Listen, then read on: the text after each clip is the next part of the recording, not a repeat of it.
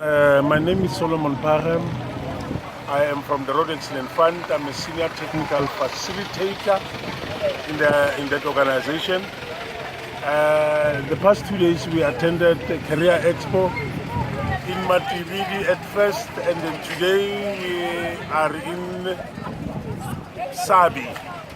And then my impression about the whole thing was that the hospitality that we received was awesome. The response in Matividi was huge, and I hope that we carry this torch and continue helping our children. Today we started a little bit earlier and we completed within scheduled time, which is quite important that we keep to time.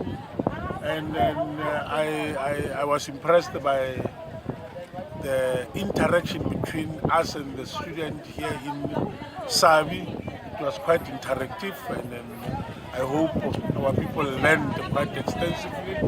And then I wish Mpumelelo Education Trust to grow and become a formidable name in our quest to educate our people.